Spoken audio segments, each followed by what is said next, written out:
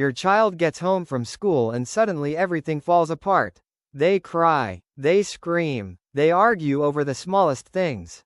Or maybe they completely shut down. And you're left wondering, what happened? Just a few minutes ago, their teacher said they had a great day. They looked fine. They acted fine. So why does everything seem to unravel the moment they walk through the front door? If you've ever experienced this, you're not alone. And the answer might not be what you think. Today, we're going to talk about why after-school meltdowns happen so often in neurodivergent children, and what you can do to help. The mystery of the after-school meltdown. Many parents assume something bad happened at school. Sometimes that's true, but often, the real reason is much bigger. Imagine spending your entire day working as hard as you can to fit into an environment that wasn't designed for how your brain works. That's what many neurodivergent children experience every single day. School can be exhausting in ways that aren't always visible. By the time they get home, their emotional battery may be completely drained. And when that battery reaches zero, the meltdown happens. Reason number 1. School requires constant self-control.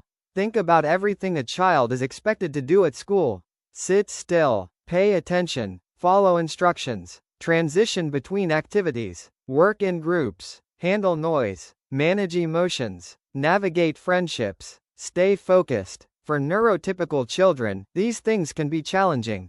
For many neurodivergent children, they can require enormous effort. What looks like a normal school day on the outside may actually feel like running a marathon on the inside. By the time school ends, there may be very little energy left. And when children are exhausted, emotional regulation becomes much harder. Reason number 2. Masking takes a lot of energy. Many neurodivergent children learn to hide their struggles during the school day. This is often called masking. They may force themselves to make eye contact, suppress stimming behaviors, stay quiet when they're overwhelmed, pretend they're comfortable when they're not, copy what other children are doing, work extra hard to fit in. To teachers and classmates, they may appear completely fine. But masking is exhausting. Imagine pretending to be someone else all day long. Eventually, something has to give. And often, home becomes the place where all that built-up stress finally comes out. Reason number 3. Home feels safe. This is one of the most misunderstood parts of after-school meltdowns. Parents often think, if my child loves me, why'd I get the worst behavior? The truth is often the opposite. Children usually fall apart where they feel safest. At school, they may spend hours holding everything together. At home, they finally feel safe enough to let their guard down. Safe enough to stop pretending. Safe enough to release all the emotions they've been carrying. That doesn't make meltdowns easy, but it can change how we view them. Instead of seeing them as a sign of failure, we can begin to see them as a sign that our child trusts us enough to be themselves. Reason number 4. Sensory overload builds throughout the day. Many neurodivergent children experience sensory input more intensely than others.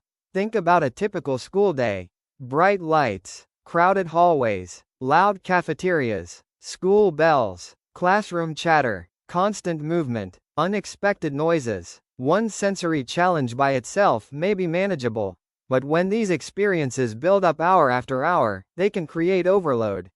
Sometimes the meltdown at home isn't caused by what just happened. It's caused by everything that happened throughout the entire day. The meltdown is simply the point where the system can no longer cope. What parents can do. Now let's talk about practical solutions. Because understanding the problem is important, but knowing what to do is even more important. Strategy number 1. Lower demands after school. Many parents greet their child with a list of expectations. How was school? Do your homework. Clean your room. Get ready for dinner. Tell me about your day. For some children, that's simply too much. Try creating a decompression period first. Give them time to breathe, time to relax, time to transition. Even 15 to 30 minutes can make a huge difference. Strategy number 2. Create a predictable routine. Predictability creates safety. When children know what to expect, they often experience less stress. A simple after-school routine can help.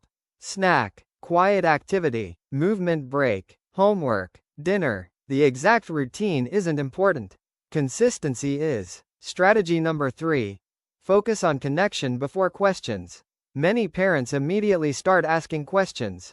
How was your day? What happened at school? Did anything go wrong? But some children need connection before conversation.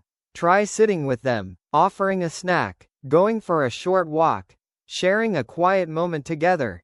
The more regulated a child becomes, the easier it will be to communicate later. Strategy number 4. Look for patterns. Every child is different. Start paying attention. Do meltdowns happen more often on certain days? After specific classes? When routines change? When sleep is poor? When sensory demands are higher? Patterns can reveal valuable clues. And once you understand the patterns, you can begin making small adjustments that reduce stress.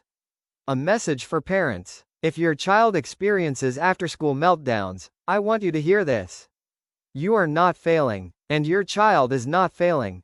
Many neurodivergent children are working incredibly hard every single day. Sometimes what looks like difficult behavior is actually a sign of exhaustion, overwhelm, and emotional overload. When we understand what's happening beneath the surface, we can respond with more patience, more compassion, and more effective support. And that can make a tremendous difference. Conclusion. The next time your child comes home from school and everything seems to fall apart, remember this. It may not be defiance. It may not be bad behavior. It may simply be the release of everything they've been carrying all day long. Understanding that can change the way we respond.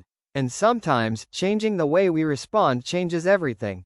If this video helped you, subscribe to Neurodivergent Parenting Hub for practical parenting strategies, support, and encouragement.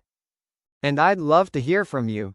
Does your child experience after-school meltdowns? Share your experience in the comments below. You never know which parent might feel less alone because of your story.